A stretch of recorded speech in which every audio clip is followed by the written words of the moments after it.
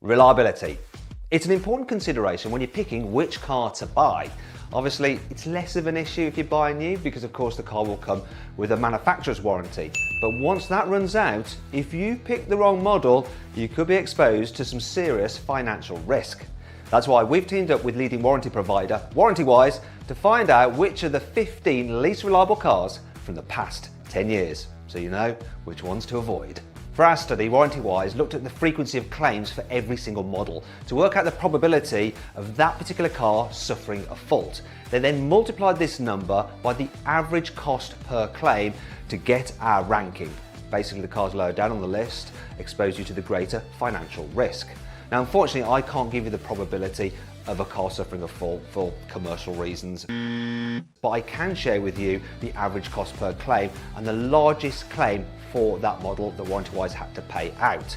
Anyway, enough maths, let's get on with the CarWow 15 least reliable cars from the past 10 years.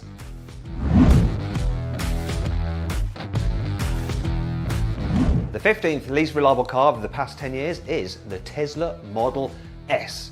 Yes, it is a high-tech electric car, and surprise, surprise, the most common problems with this vehicle are electrical faults, as I've experienced myself when I was doing a drag race and the car just shut down for no reason. Don't know if this Tesla's going to do anything. I can't turn it on. It all seems to be on. Anyway, the average cost per claim for the Tesla Model S, according to WarrantyWise, is £1,322. However, the biggest claim they've had to pay out on one didn't relate to electrical problems, but instead the air suspension, and that came in at £4,402. Whew, oh dear. The 14th least reliable car on our list is the BMW M4, and its most common fault is to do with its brakes. And yet again, I've actually experienced that in a drag race. Brake test from 70 miles an hour. Guys, I've got a brake system malfunction, I'm going to have to bail. Bye BMW. Now, faulty brakes on a sports car isn't ideal, is it? And neither is the average repair cost of £1,668. However, the biggest claim that WarrantyWise had to pay out on a BMW M4 wasn't to do with its brakes at all, but instead its infotainment system, which cost £3,995 to repair. So maybe BMW's iDrive isn't the best in the business after all. Actually, I don't think that anymore. I think Mercedes' new infotainment system is actually slightly better. The current Mercedes GLS is too new to be included on the list, but its predecessor, the GL, comes in at number 13 as the most unreliable car over the past 10 years, according to WarrantyWise. Now, the most common fault with the Mercedes GLS turned out to be electrical problems, and the average cost per claim, according to WarrantyWise, was £1,180. Now, you might be thinking, wait a minute, Matt, that number's less than the average cost per claim for the BMW M4. How come it's ranked worse for reliability in this list? Well, remember I said at the beginning that the actual ranking is based on the probability of the car going wrong times the average cost per claim. And quite frankly, the GLS is more likely to go wrong, so it exposes you to more financial risk. And the biggest payout that WarrantyWise had to make on a Mercedes GLS related yet again, like the BMW, to its infotainment system. And it came in at £4,526, which seems quite a lot really. You could just buy a nice MacBook Pro and use that stuck on your dash instead of repairing the infotainment system. At number 12 is the previous generation Ford Galaxy, so models up to 2015.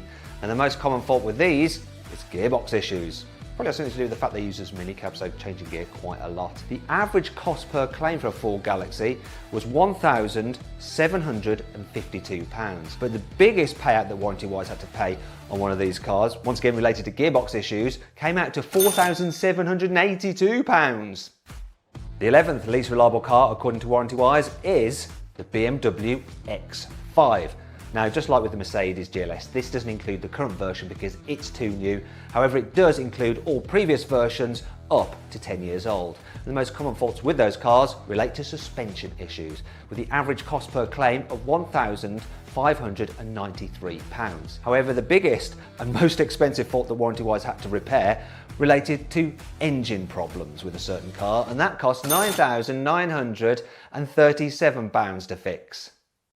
At number 10 is the Range Rover, a vehicle designed to be able to take you across any terrain, that is, until its air suspension fails, which is the most common fault on this car according to WarrantyWise, and the average cost per claim for a Range Rover was £1,200 £1,488. But the biggest payout that Warranty Wise had to make against a Range Rover related to an engine fault, which cost £11,932 to fix. The ninth least reliable car on our list is the previous generation Mazda CX-5. This is a bit unusual because Mazdas usually have such a great reputation for reliability. In fact, my own Mazda MX-5 has been faultless, but there is always one black sheep of the family, and it seems like it's this old CX-5. The most common issues relate to engine problems, and the average cost per claim Warranty Wise had to pay out on the CX-5 was £1,308. The most expensive repair bill, yet again for engine issues, was £5,777 on a CX-5. That's almost the value of the car, surely. In eighth place is the Audi Q7. So Warranty Wise says that the most common faults on Audi Q7s up to 10 years old relate to electrical problems, and the average cost per claim was £1,250. However, the biggest claim that they paid out on a Q7 was actually to fix some oil leaks, and that came in at £8,639. The current Jaguar XJ has been around since 2010, so you'd think that'd give Jaguar enough time to iron out all the faults. But not so, and that's why it's at number 7 on our list. The most common problem with the Jaguar XJ, according to Warranty Wise, is to do with the fueling system, and the average cost per claim for the car worked out to £1,179.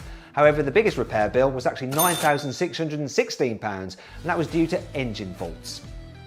The sixth least reliable car up to 10 years old, according to Warranty Wise, is the Range Rover Sport. So it looks like Jaguar Land Rover has a hat-trick on our list, confirming the fact that they are viewed as not being a very reliable brand.